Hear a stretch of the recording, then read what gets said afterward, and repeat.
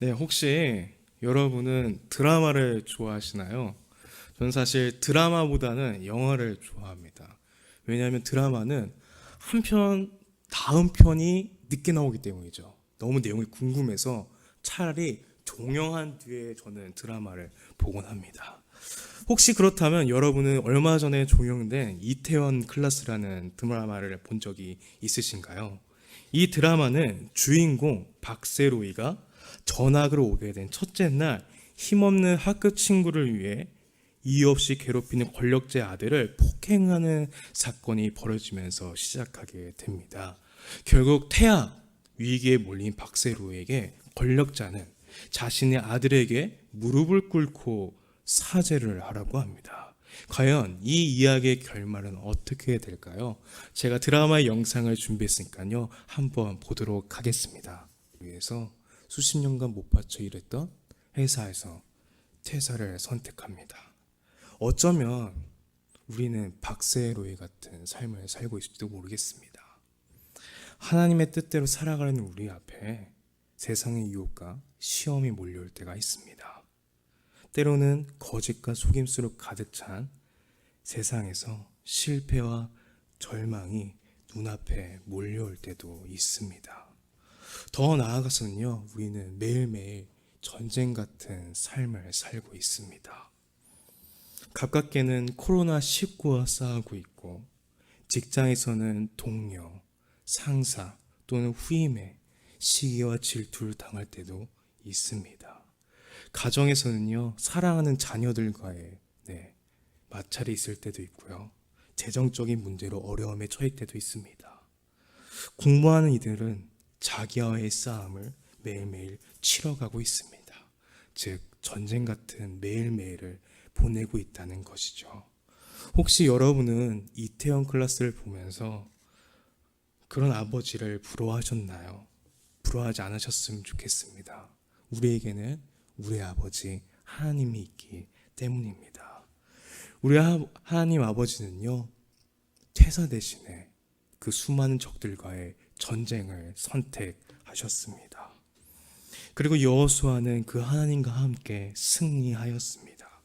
사실 약속의 땅 가나안은 수많은 적들이 차지하고 있는 땅이었습니다. 성을 두고 싸워본 적도 없는 여호수아의 군대는 검증되지 않은 군대였습니다. 그리고 여호수아의 리더십 또한 모세에 비해서는 검증된 적이 한 번도 없었습니다. 하지만 이러한 확실한 열쇠에 불구하고 하나님은 승리를 보장해 주시면서 이렇게 말씀해 주셨습니다. 내 평생에 너를 능히 대적할 자가 없으리니 내가 모세와 함께 있었던 것 같이 너와 함께 있을 것임이니라. 내가 너를 떠나지 아니하며 버리지 아니하리니. 하나님의 말씀을 좀 쉽게 풀이해 보면 이렇습니다. 여리고의 성벽이 그렇게 높고 두껍니? 상관없다. 너에게는 내가 있단다. 아모리 족속이 홈그라운드 이점을 누리고 있니? 걱정하지 마. 온 만물을 창조하신, 온 땅을 창조한 내가 너의 편에 있지 않느냐. 적들에게 비해 너의 정쟁 경험이 풍부하지 않니? 그래, 적들은 강하단다. 하지만 그래도 내가 저들보다 훨씬 강하다는 사실을 잊지 말아라. 내가 너를 떠나지도 아니하고 버리지도 아니할 것이다. 하나님은 우리에게도 똑같은 약속을 주셨습니다. 히브리서 13장 5에서 6절을 보면 이렇게 나와 있습니다. 한번 같이 찾아봤으면 좋겠습니다.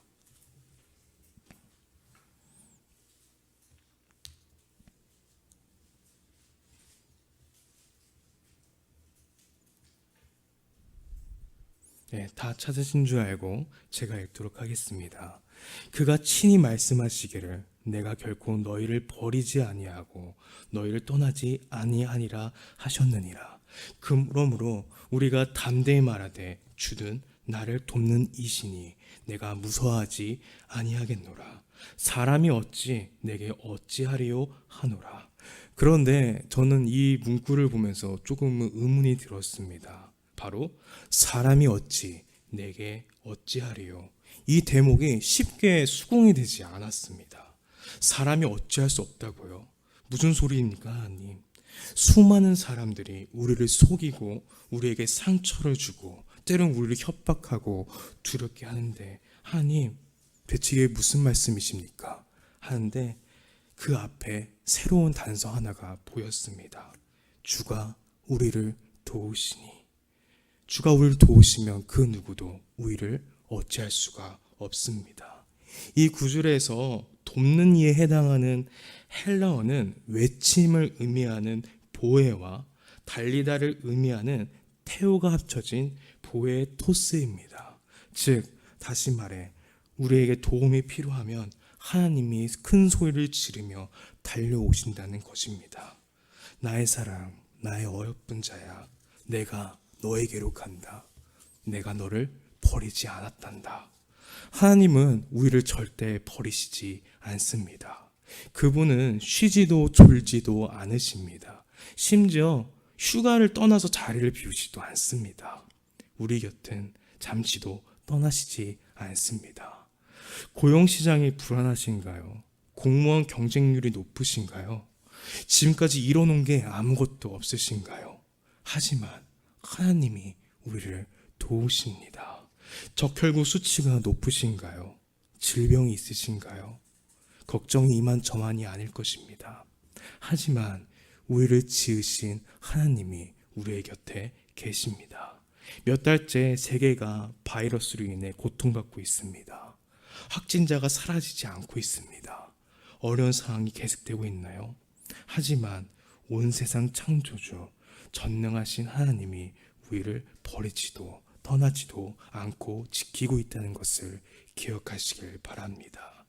그리고 결과적으로 모든 것은 달라질 것입니다. 하나님이 강하시니 우리도 강해질 것입니다. 하나님께는 한계가 없으니 우리에게도 한계가 없을 것입니다. 여기서 끝이 아닙니다. 여호수아서가 가장 크고 좋은 소식은 바로 하나님이 우리와 함께 계실 뿐만이 아니라 우리를 위해 싸우신다는 것입니다. 하나님은 우리가 약속의 땅에서 살기를 바라실 뿐만이 아니라 우리가 그렇게 살 수 있도록 우리를 위해서 싸워 주신다는 것입니다. 이것이 여호수아 23장의 승전 연설의 요점입니다. 한번 상상해 봤으면 좋겠습니다. 사령관이 정군 앞에서 마지막 메시지를 보내는 그 모습을 상상해 보시길 바랍니다. 완전한 백발과 가슴까지 내려온 수염, 하지만 노인답지 않게 쩌렁쩌렁한 목소리로 그가 연설을 하기 위해서 두 팔을 드니 순식간에 조용해집니다. 지난 세월을 생각하며 이렇게 연설을 시작하였습니다. 너희의 하나님 여호와께서 너희를 위하여 이 모든 나라에 행하신 일을 너희가 다 보았거니와. 그렇습니다. 요단강이 갈라지고 여리고 성벽이 무너져 내리고 태양이 멈추고 적들이 사방으로 흩어지고 애굽의 노예들이 광야에서 살던 떠돌이들이 이제는 적과 꿀이 흐르는 주인들이 되었습니다. 여호수아는 다시 한번 정리해서 말을 해줍니다. 너희 하나님 여호와 그는 너희를 위하여 싸우신 이시니라. 우리가 여기서 알 수 있는 것은 이스라엘 백성들이 땅을 차지한 것은 그들의 능력이 아니라 하나님의 능력 때문이었습니다. 즉 여호수아서의 처음부터 끝까지 하나님이 함께 싸우고 계셨던 것입니다. 여호수아서는 이스라엘 백성의 모든 승리를 다음과 같이 정의합니다. 여호와께서 강대한 나라들을 너희 앞에서 쫓아내셨으므로 오늘까지 너에게 맞선 자가 하나도 없었느니라. 너희 중 한 사람이 1000명을 쫓으리니 이는 너희의 하나님 여호와 그가 너에게 말씀하신 것 같이 너희를 위하여 싸우심이니라. 놀라운 말씀입니다. 너희 중 한 사람이 1000명을 내쫓으리니, 이것은 사실 상식을 벗어나는 일입니다. 영화에서나 볼 수 있는, 드라마에서나 볼 수 있는 그러한 일입니다. 그러나 우리도 얼마든지 그럴 수 있습니다. 우리의 삶 속에 가난한 족속들, 이를테면 두려움과 공포, 미움, 상처가 한 무리대로 우리에게 달려든다고 할지라도 우리는 도망치지 않고 오히려 그것들과 싸울 수 있다는 것입니다. 그리고 우리에게 주신 하나님의 말씀, 약속의 검을 붙잡고 승리한다는 것입니다. 이것이 하나님께서 우리에게 허락하신 영광의 삶입니다.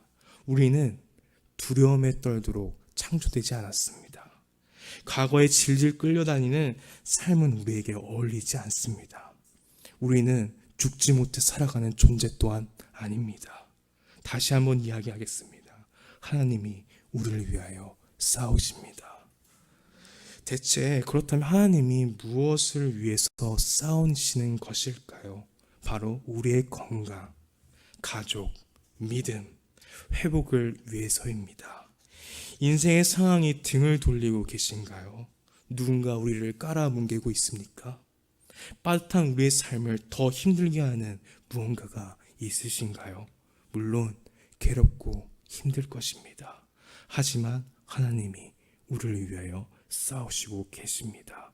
바로 여기 있는 우리 모두를 위해서, 지저분한 과거를 가진 이들을 위해서, 홀로 남겨진 이들을 위해서, 건강이나 신용, 직장이 좋지 않은 이들을 위해서, 하나님은 부자나 예쁜 사람이나 경건한 사람만을 위해서 싸우시지 않습니다.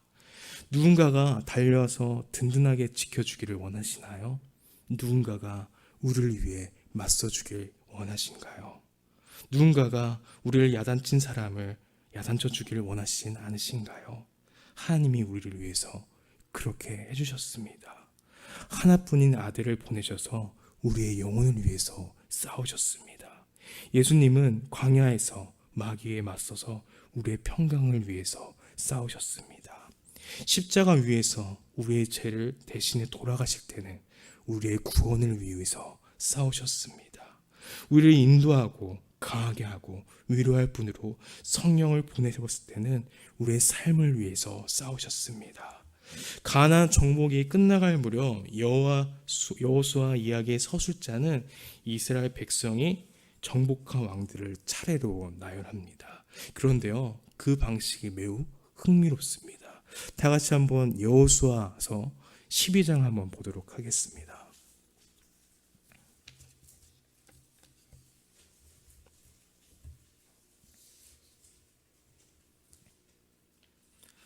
각 줄에는 각 지역의 왕과 하나라는 단어가 붙습니다. 이 구절에 왕 대신 여러분에게 닥친 문제와 시험, 유혹을 적어보시길 바랍니다. 나의 시험에 들게 하는 사람, 문제, 또 고난을 적어보시길 바랍니다. 여러분의 꿈과 목표를 적어보시길 바랍니다. 전쟁 같은 매일매일 적어보시길 바랍니다. 하나님께서 그 모든 것 하나 또 빠짐없이 포기하지 않고 물러서지 않고 싸우실 것입니다. 그리고 승리케 하실 것입니다. 여러분의 인생의 마지막 줄에 이러한 성경 구절이 남기를 간절히 소망합니다. 이것이 바로 우리 아버지 하나님의 클라스입니다. 스포츠계에는 이러한 명언이 있습니다. 클라스는 영원하다. 뛰어난 사람의 능력은 시간이 지나도 변하지 않는다는 것입니다. 하물며 전능하신 하나님 능력은 어떨까요? 그분이 여러분의 일상에 동행하고 계십니다. 다 같이 세상의 유혹 시험이 올려올 때 찬양하며 나아가도록 하겠습니다.